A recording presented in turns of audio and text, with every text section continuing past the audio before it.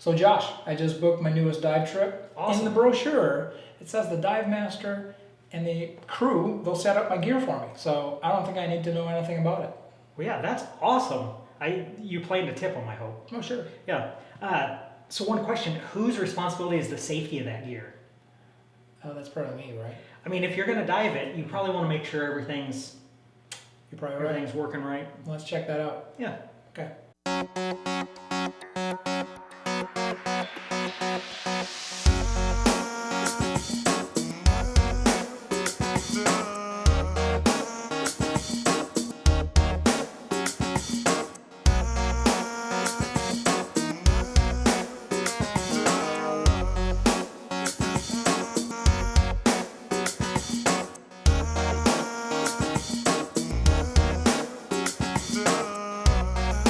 Ladies and gentlemen, boys and girls, welcome back to Everything Scuba. I'm Lyle. I'm Josh. Lyle and I are scuba instructors here in the Midwest. We sure are. We're pretty passionate about scuba diving. We created this channel because we want to make you just as passionate. If you're a diver, you want to learn how to dive, you want to be a better diver, click that subscribe button, ring the notification bell so you don't miss out on any of our upcoming shows. So, as we talked about in the intro, we as divers are responsible for our own safety during a dive. Even if we go to a resort and they set up all of our gear for us, you want to know all about the components of that gear, how it gets put together, and some divers, they're kind of particular about how they want their gear arranged. So this is the first of a series of videos that we're going to put out. If you take an open water course with us, one of the first things we're going to do is introduce you to all of the parts and pieces of the equipment that make up the scuba unit, how to assemble it, how to disassemble it, and take care of it. So Josh, what are we going to talk about today? Today we're going to talk about the compressed gas cylinder that you're going to wear on your back or under your sides, and all about that tank. Awesome. Well, we're going to run over to North Iowa Scuba. Hang with us.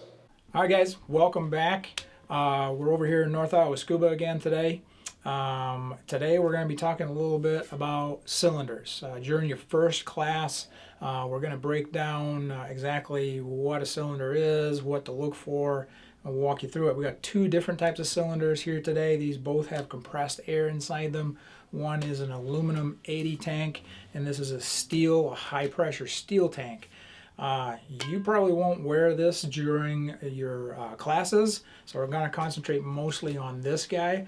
We'll talk about some of the differences between the two, mainly that this is much heavier to carry around. You don't need as much lead to sink, and also there's a little bit of a different connection on this particular steel tank that we'll take a look at. But anyway, I'm going to set this guy to the side, and we'll talk a little bit about this guy. So this is an aluminum 80, and what do we mean by an aluminum 80 is aluminum obviously is what it's made from. The 80 portion is that this contains 80 cubic feet of air. In the imperial world, in the United States, we don't use the metric system. When this is filled with 3,000 psi, pounds per square inch of compressed air, this has 80 cubic feet of air. So we're going to walk through some of the things that, if you're on vacation, you're at a resort, on a dive boat, they give you a cylinder to use for your dive. What are some of the things that we need to look for, check for, from a safety perspective, and make sure that this tank is all good to utilize. So first thing I'm going to do is just visually inspect the tank. This guy's been used a little bit. He's got some little scratches on it. Don't really care about that. The big thing I'm looking for is make sure that there's no cracks, there's no dents, doesn't look like it just fell off the back of a truck, and that it's structurally intact, which we know it is. So looks good. Second thing I'm going to look for is, Josh is my cameraman today. He's going to show you these guys, okay? And on here we've got a set of stamps with two numbers. First one is 01, second one is 09. First one is 4 and then 14 and then 03 of 19.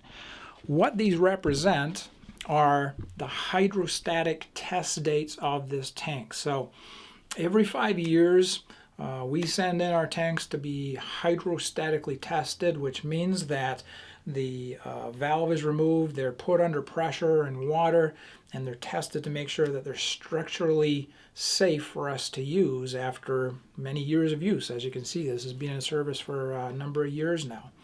Once a year, these tanks are also visually inspected, and many times you'll find a visual inspection sticker right here. And so what that entails is removal of the valve, and someone snakes down inside of it and visually inspects inside the tank to make sure that there's no corrosion and that, again, the tank is safe. We're all about safety in diving, and so we want to make sure the equipment that we're using is safe. So when we look at this, the most recent hydrostatic test date on this is 03 of 2019. This is currently 2020, so we're within the past 5 years. We know that this guy is probably safe for us to use. Second thing we're going to pay attention to is this cap. When you get given a tank, generally it's going to have this dust cap on it, and that's there. One, it protects the inlet or outlet valve of the tank, but also this is kind of a universal signal to divers that this is a full tank, that it's been processed and filled with air, and we can hopefully rely on that. Once we connect it to our system, we're obviously always going to check to make sure that we have an adequate amount of air before we start our dive. So if you remove this cap, you use even 100 psi of air out of the tank, don't replace it. Some people, divers, they want to feel like they're being tidy and put it back on for the shop, but once we take that off, leave it off. It's a signal to the people at the scuba shop that, oh, we need to add some more air to this tank, so it should stay off. The valve that we have here is known as a K valve. It's a simple on-off function valve, and we'll talk a little bit about its function when we actually connect it to the scuba system as a whole. This guy here, in your e-learning, you may have learned about a pressure disc. Basically, this is an overpressure disc. So if this reaches a certain pressure, this part would burst first before the rest of the tank would fail. That lets the air out and structurally keeps the rest of the tank in place. Typically, these are set about 140% of the pressure. So if the operating pressure of this is about 3,000 psi, then the maximum pressure that would reach for this to burst would be about 4,200 psi, which we're never going to reach. So when we remove our dust cap, we're going to look at the high pressure outlet here. So we're looking inside the valve. That's where the air will exit into your first stage. One of the things we're looking for is this little black ring. Sometimes they're white, 90% of the time they're black. And what that is a little rubber O-ring that when when your first stage is connected and air passes between the two, it helps to seal those two components together. So we want to make sure it's there, first of all. We want to make sure it looks like it's structurally intact. It's an easy thing to switch out if we feel like we're going to have a problem with it during a dive. Your dive master can help you with that. We can teach you how to do that pretty easily. So I want to make sure that your O-ring is in place. The next thing I'm going to do is test the air inside of this tank. Again, I rely on the people that fill it to have clean equipment and that everything's going to be safe, but we're going to just double check.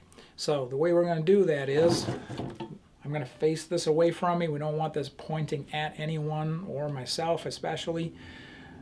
To open this tank, we're going to turn towards us, and we're just going to do that very slowly just to crack the tank and open the valve a little. So there's a little bit of hiss. Then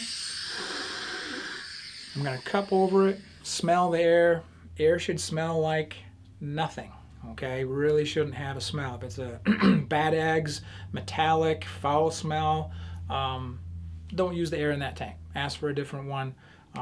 That would be a rare instance, but always worth checking. And you want to do that before you connect your first stage to this tank. So that's kind of the basics of what we're looking for. Last thing would be, once we're done inspecting our tank, before we go get our rest of our equipment to set things up, we don't want to let this thing just standing up. Someone walks past it, knocks it over, Broken toes can happen. If you're on a boat, typically you're going to have a tank rack. You have a little bungee tie it back in so you can get it ready to tie up. Otherwise, if you're on land, just lay this bad boy down. Can't do any harm. We're not going to break the valve by having it fall over. Last thing to show you is on this steel tank, you can see this type of connection is what we would consider a connection for a yoke style first stage. And as we set things up, we'll show that to you again. But on this tank, this is the DIN style. And you can see inside here, there's a threaded area. So the first stage literally threads into the tank. Some people prefer using this. This tank operates at a higher pressure. They feel like this might give them a better seal. I know tech divers, typically they like to have that DIN style. I would say in 90% of resorts that you run into in the US and the Caribbean, you're going to find a yoke style. So that is what we want to look for when we're looking at our tanks. Next thing we're going to look at is we're going to take a look at our BCD.